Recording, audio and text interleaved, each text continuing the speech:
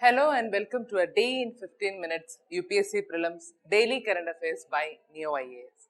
So today on 13th February 2020, our topics for discussion are Yara Virus, then changes in the medical device rules 2017, how WHO names a new disease, then thanatotherapy, then Parivara, Talivara and Siddhi tribes, then Thwaites Glacia, then International Fund for Agriculture Development and Agile Area 2020. So coming to our first topic, that is about Yara Virus. Okay, so the news is that a new virus with genes not known before it was identified. Okay, so the thing is that in a lake in Brazil, the researchers, they have discovered a virus that they find unusual and also intriguing, and they named it as Yara virus. Okay, so the thing is that it has a puzzling origin and also phylogeny. Clear? So this newly discovered Yara virus, the peculiar thing is that they contain genes, okay, and also that have never been seen in any other viruses. Okay, so this is the peculiarity of this Yara virus. Clear? And also this virus, they infects amoeba and has genes that have not been described before, or we can say something that could challenge how DNA viruses are classified. Clear? So as I said, it was unlike other viruses that infect amoeba because of this Yara virus, they are of small size. And its name, it is attributed to a Yara. Yara means the mother of water, that is in the mythological stories of Tupi Gurani, that is the indigenous tribes. Clear? So from there they got the name. And over 90% of this Yara virus genome, it has not been observed before. And according to the researchers, this virus, it does not infect human cells. Okay. So in other viruses that affect amoeba, the researchers, they say that there are some similarities in their characteristics that are missing in this Yara virus. So the amount of unknown proteins composing this Yara virus particles, they reflect the variability existing in the viral world, and also how much potential of a new viral genomes are still to be discovered. Okay, so this is the thing. Clear? So let's move to a second topic, that is about changes in the medical devices rules 2017. So the concerned news is that the Ministry of Health and Family Welfare on Tuesday, they notified the changes in medical device rule 2017. Okay, so this changes in the medical device rule 2017, so it was to regulate the medical devices lies on the same lines as drugs under the Drugs and Cosmetics Act of 1940. That is the first thing that you have to note. Then next we can see what are the changes in the rules. Okay, so the Medical Device Amendment Rules 2020, they are applicable to devices that are intended for internal or external use in the diagnosis, then treatment, then mitigation or even prevention of the disease or disorder in human beings or animals. And for that, they require online registration of these devices with the Central Licensing Authority. Okay, and that too through an identified online portal established by the Central Drug Standard Control Organization for the purpose. Clear? So the next thing is that every medical device, that means either manufactured in India or imported, they will have to they will have to done a quality assurance before they can be sold anywhere in the country. That is the second thing. Then the manufacturer, they shall mention the registration number on the label of the medical device. Clear? So next you have to know what are the items that are covered under this medical device rule. Okay, so the items that are covered includes some of the, we can say, hypodermic syringes, then needles, then cardiac stent, then catheters, or even orthopedic implants, etc. And they will have to comply starting April. Clear? So, next we can see what are the penal provisions under Indian law. So, manufacture or sale of substandard items, it is punishable with imprisonment of at least 10 years, which may extend to imprisonment for life. And there is also a provision for fine, okay, that will not be less than rupees 10 lakh rupees or 3 times the value of the confiscated item. Okay, so these are the penal provisions under Indian law. So, our next topic is how WHO names a new disease. So, the WHO, it has named the disease goes by the novel coronavirus as COVID-19. Clear? So, this is the news. So, we know the WHO in consultation with the World Organization for Animal Health and also with FAO, that is Food and Agriculture Organization of the United Nations, they have identified best practices for naming a new human disease. Okay. So, these names, they are assigned by the WHO. It may or may not be approved by the International Classification of Diseases at a later stage. So, this ICD, you know, it is also managed by this WHO. Actually, they provide a final standard name for each human disease according to the standard guidelines that are aimed at reducing the negative impact from names while balancing the science, communication and policy. Okay, so that is their function. So, please note that the disease names, it should not include people's name, then the species or class of animal or food or cultural or occupational references, and also terms that incite fear, then such as death, fatal, epidemic, etc. Okay, so this is the thing.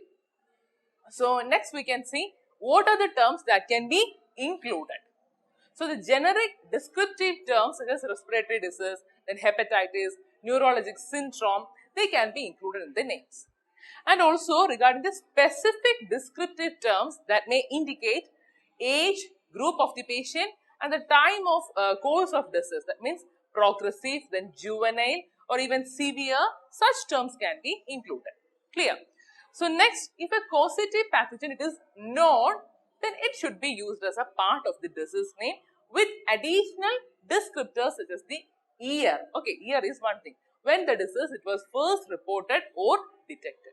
So, please note that as per the WHO, severe, that word, it should be used only for those diseases that have a very high initial case fatality rate. Okay, and this novel, it can be used to indicate a new pathogen of previously known type. Okay, this is the thing. Clear? So, our next topic, it is about thanatotheresis. So, the news is that the scientists, they have revealed that a dinosaur fossil, it was found in Alberta in Canada. It belongs to a new species of Tyrannosaur. Clear? So, this is the news. So, we know this Tyrannosaurs, they were one of the largest meat-eating dinosaurs that have ever lived, with very large and they have got a high skull. Okay, you can see in the diagram. So, the new species there has been named as Thanatotheresis digrutorum. It means reappear of death. Okay, that is the word meaning. So, the species, you know, it is the oldest Tyrannosaurs known from North America, and the found fossil, they are important to understand the late Cretaceous period, which is a period when this Tyrannosaurs roamed the earth. Okay, so when you study the time period, you have learned about this Cretaceous period in geological time. It is the last of 3 periods of the Mesozoic era, you know that. So, this Cretaceous period, they began from 145 million years ago and it ended 66 million years ago. Clear? So, coming to our next topic, that is Parivara, Talivara and Siddhi tribes. So, the news is that the Lok Sabha, it clears bill to include more tribes in the ST category in Karnataka. Okay.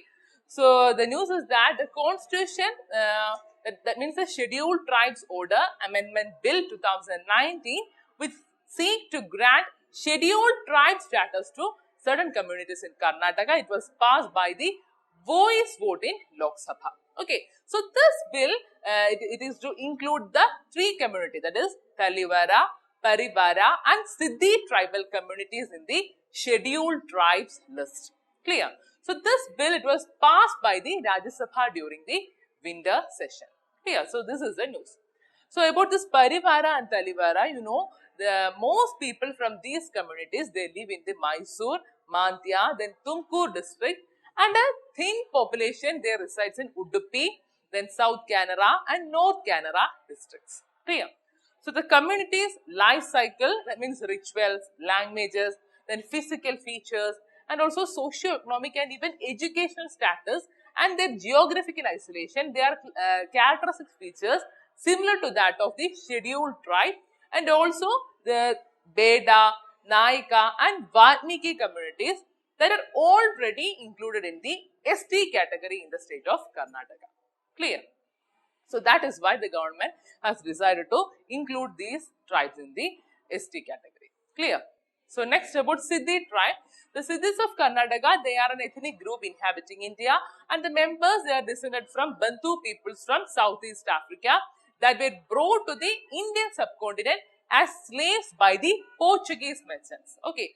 So there is a 50,000 strong Siddhi population across India, of which more than a third lives in Karnataka. That is the thing. So in Karnataka, they live in Belgavi and Uttara Kannada districts. Okay. So our next topic, it is about Thwaites Glacier. So the news is that a new study, it has pinned the cause of melting to the presence of warm water at a vital point beneath the glacier. So the thing is that a 2019 study, it had discovered a fast growing cavity in the glacier and it sized roughly 2/3 the area of the Manhattan. Okay. So then what happens? Recently, the researchers from New York University, they detected warm water at a vital point below the glacier. So the study, it has observed that the temperature of the water at the grounding zone, or we can call it as grounding line of the glacier, it is 2 degrees higher than the freezing point of the water. Okay. So here in the picture, you can see the grounding zone or grounding line of the glacier. So this grounding line, it is the place below a glacier at which the ice transition between resting fully on the bedrock and floating on the ocean as a seashell. Okay.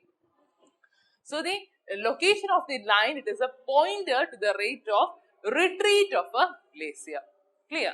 So when these glaciers, they melt and they lose weight, they float off the land where they used to be situated.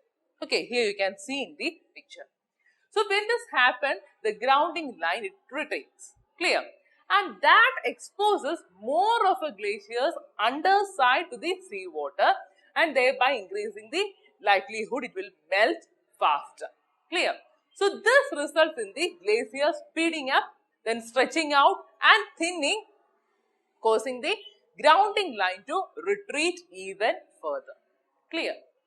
So about the Thwaites Glacier, you know, it is also known as Doomsday Glacier.